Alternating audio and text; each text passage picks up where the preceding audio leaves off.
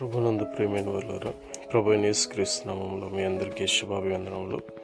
ఈ ఉదయకాలమున కలువరి కృపాసనం ఎదుగు మిమ్మల్ని ఆహ్వానించుచున్నాను.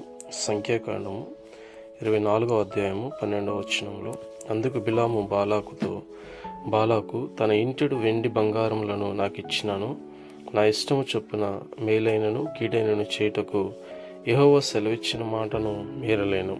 ముమ్మారు తీసుకుని వెళ్ళి బాలాకు ఇశ్రాయేలును శపించవాలని కోరుకున్నాడు. కానీ ముమ్మారు యెహోవా బాలాకు నోట ఇశ్రాయేలును ఆశీర్వదించాడు, దీవించాడు. ఎందుకనంటే, నిన్ను దీవించేవాడు దీవింపబడును, నిన్ను శపించేవాడు శపింపబడును అన్న వాగ్దానం ఇశ్రాయేలుకి ఇవ్వబడి ఉన్నది. కాబట్టి బిలాము వారిని ఆశీర్వదించినట్లుగా దీవించినట్లుగా మనం చూస్తున్నాం. అయితే బిలామును ప్రేరేపించాలని బాలాకు ప్రయత్నించాడు. అయితే దేవుని కుమారుడిగా ఉన్న బిలాము ఆయన మాటలకు కానీ ఆయన చూపించిన ఆశకు కానీ ఘనతకు కానీ దేనికి కూడా చోటు ఇవ్వకుండా దేవుడు చెప్పిన మాటనే పలికి దేవునికి ఇష్టడుగా జీవించినట్లుగా మనం చూస్తున్నాం.